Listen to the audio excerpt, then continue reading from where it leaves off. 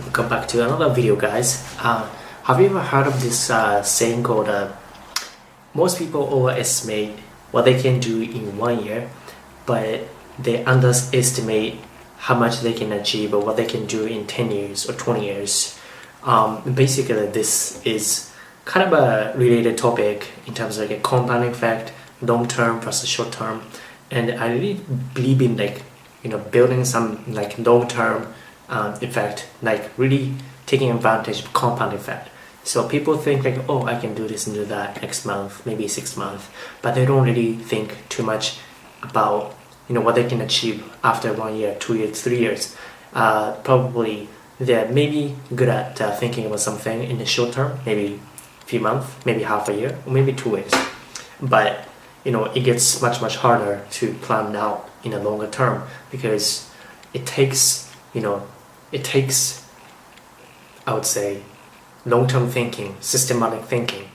It takes a little bit of like a background thinking to really come up with really clear I would say it takes conscious effort to really think about and then break down what you can do. Like think about like in 10 years goals. It's like so kind of blur. It's hard to think about it. It's really hard to think about what you want to do in like 40, 50, 60, right?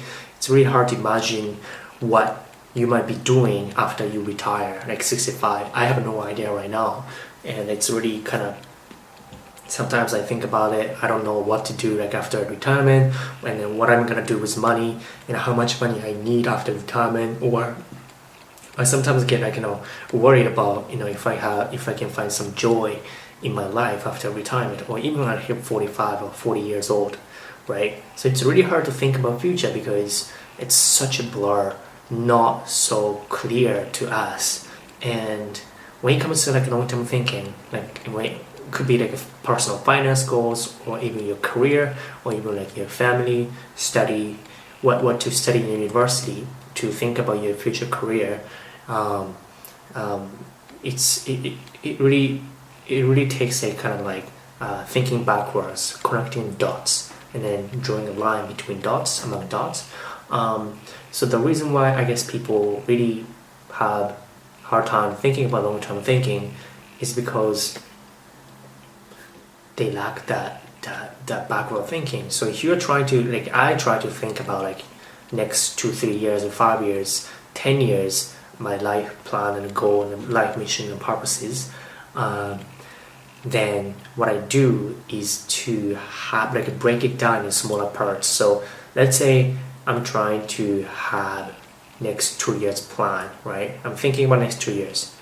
So and I come up with like something that I want to achieve. Maybe like I want to go travel, or I want to achieve some points, few bullet points in terms of my career, like maybe like my salary or vacation days, or maybe I want to achieve this and that responsibility. I want to take a more responsibility to be senior level or technical lead or whatever.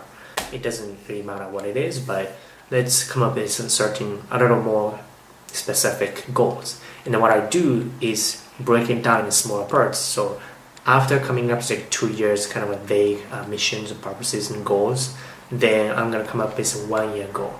And after that, I'm going to come up with a 6 month goal, 3 month, 2 month, 1 month, 2 weeks, and then 1 week. In a way, you are kind of working from top to bottom. You have like a big picture goal, and you break it down kind of brute force. And then the goal here is to have really clear, specific, tangible, visible goals for next day, next week, and the next month, and in 6 months. You define metrics, thinking backwards.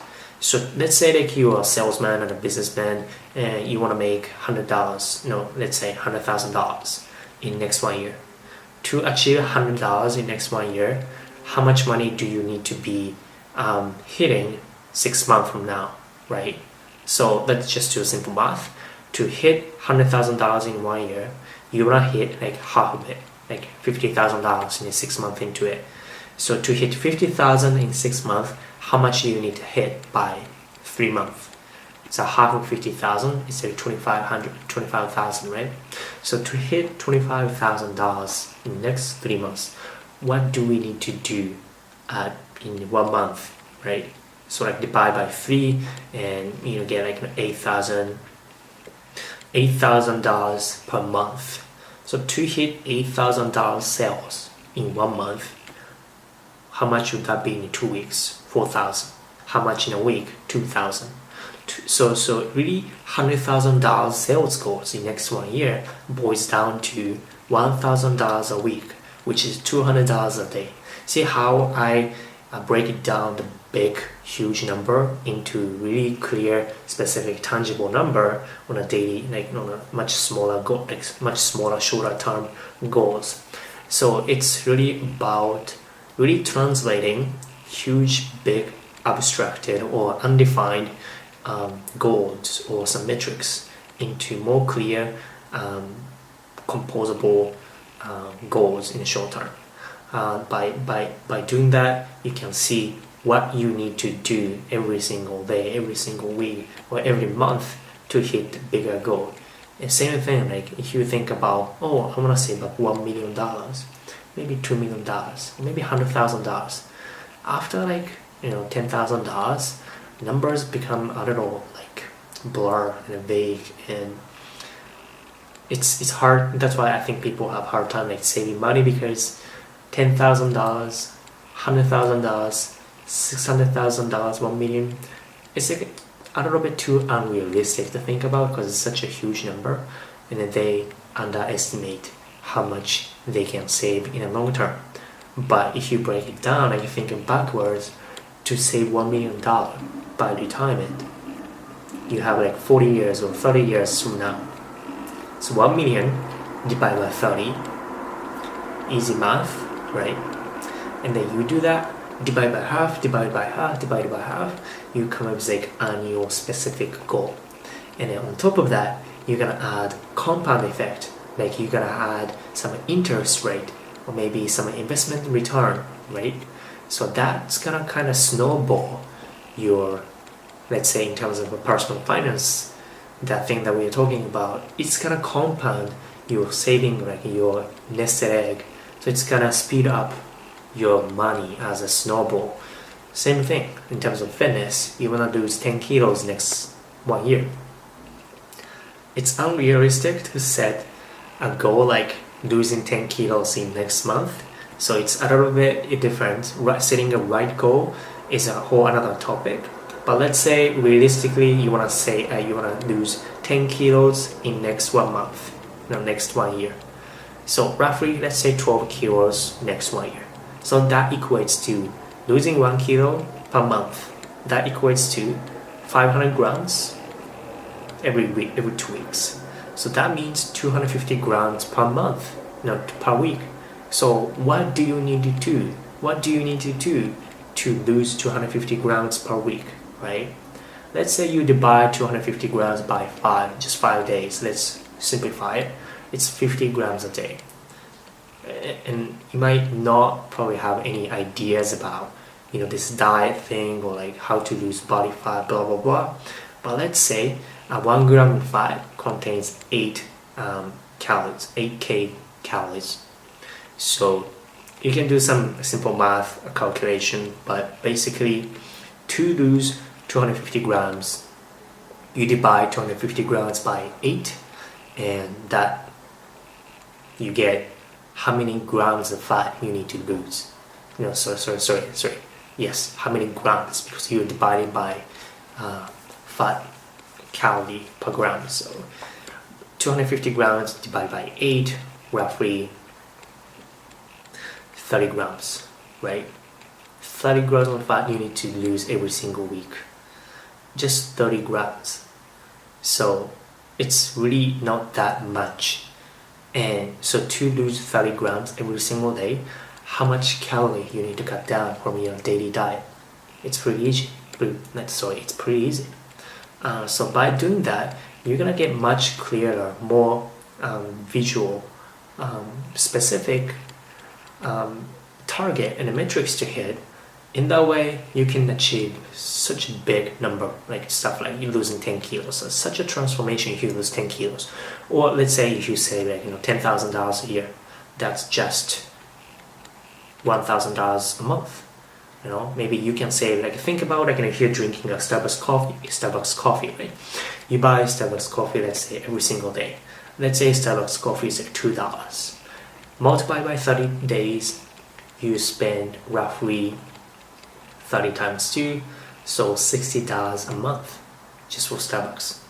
So you multiply that $60 a month cost by 12 months. So 60 times 12, around $720, right? I hope my calculation is right. 60 times 12. Yeah, $720. You can save $720 just by saving Starbucks coffee every single day. And you can do the similar thing. Like, for example, I don't have any contract with cell phone mobile company because usually I get free Wi-Fi either at the office or home or at the city. So I don't pay like $30 or $60 expensive data plan with mobile company carrier. So let's say $60 a month translate into again $720 a year. So I just saved $720 a year by not having contract with cell phone company carrier. Same thing, it's pretty easy. So you do that for, let's say, 5 years, you can save like $3,000, $4,000 easy. Same thing if you don't need some TV subscription or magazines or let's say some subscription based services, or maybe cigarettes, or maybe cut down on drinks, or cut down on coffee, or saving rent. Maybe you move to a cheaper apartment, maybe $500 less a month. That translates into $6,000 a year. It's so easy to compound that effect over a long term, and you can achieve such a big, huge number. So for you, maybe you might want to focus on some fitness goals. Maybe you want to hit 8% body fat. I think right now I'm at 7 or 8% body fat. Maybe you want to hit bench. You want to be able to bench press 100 kilos or 225 pounds. Or maybe you want to save up $10,000 next year. Or maybe you want to be able to work at Google or Microsoft, Facebook. Or maybe you want to have this boyfriend and a girlfriend, ideal partner. What do you need to do? Those problems, like real life problems, become a little more abstract because finding a job, let's say, is not as algorithmical as saving money. Or finding, let's say, ideal, let's say, best friend or like boyfriend, girlfriend is not really so step by step. It doesn't seem like it's algorithm. It doesn't seem like it's a linear process. What do I need to do to find somebody amazing and super passionate about something, and also smart and emotionally intelligent and open-minded and have curiosity and fit and then into diet and everything?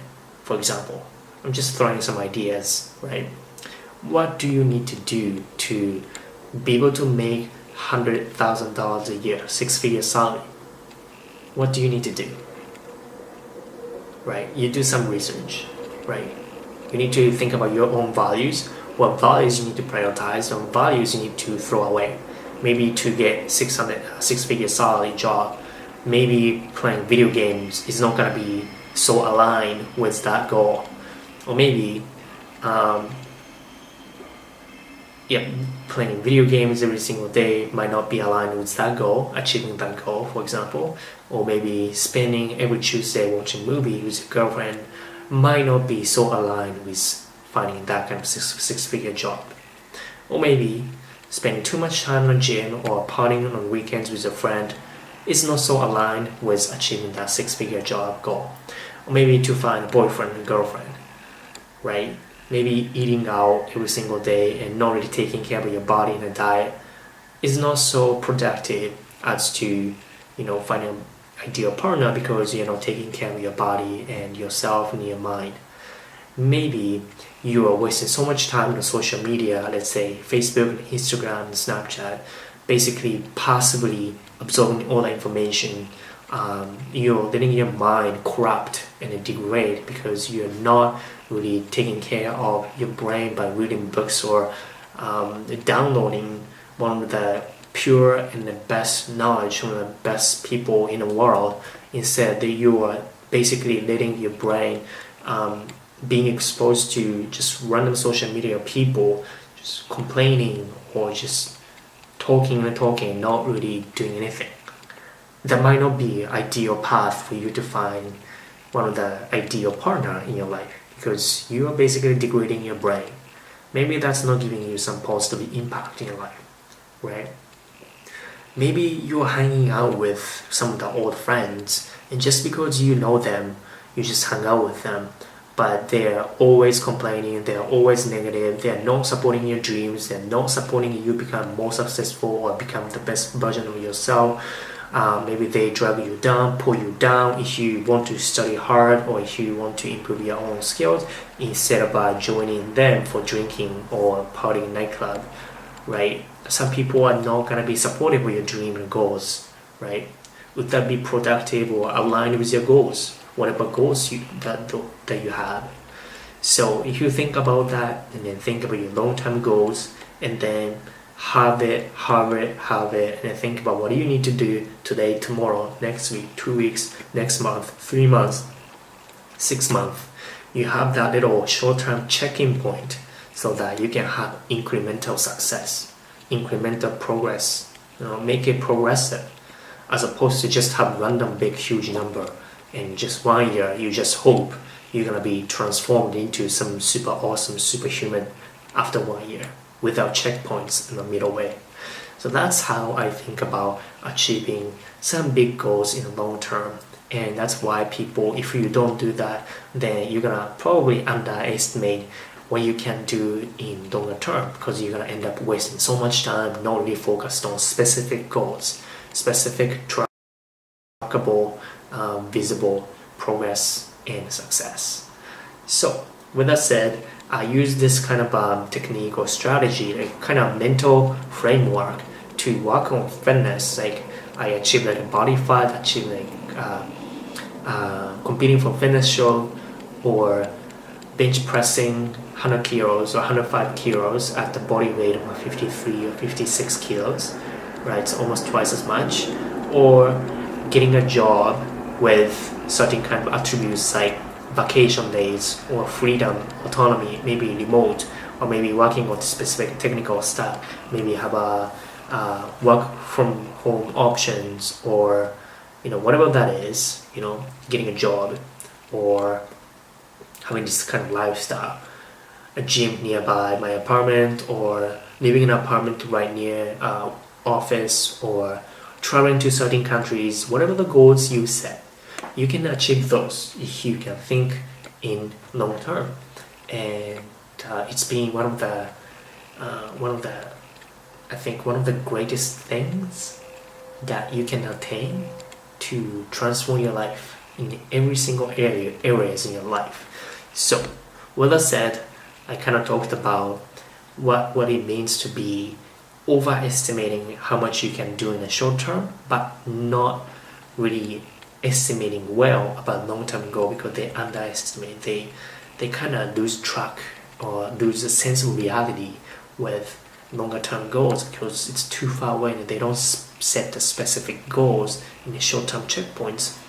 And then I also kind of introduced my examples and experiences in different areas of my life: finance, fitness, social area, career, life, everything. And I think with that, as an inspiration, you can apply those to your goals in your life, and hopefully you can achieve something big in next 1 year. Think about it, it's already end of July in 2018, so half of 2018 is already gone. It's the past, right? So what are you going to do to achieve something that you always wanted to in the second half of 2018? Because 2018 is half over. Before you know, it's going to be 2019. And if you don't set New Year's resolution 1 year goal, then you're gonna probably waste a lot of time in 2019 too. So I do every single year since 2012 is to set New Year's resolution and also set 6-month goal, 3-month goal, 1-month goal. I think backwards and I have some clarity in what I want to achieve and what I can achieve, quantify it so that all the things metrics are visible. And that's how I have been living my life since 2012, and then I have achieved so much in past 6 years, and I have no regret doing that. So hopefully, if you want to achieve something great, or something that personally you want to do, maybe hobby, life, career, social area, friendships, school, then hopefully you can use a little of this technique that I talked about here today in this video to improve your life. So hopefully you got something out of this video. Hopefully you liked it. Leave some comments. I'll see you guys in the next video. I'm going to talk something related to this kind of topic about self-improvement, growth, conscious mind, elevating our minds to achieve something better, to become a better version of ourselves. I like to talk about this topic, so I'll see you guys in the next video. Bye bye.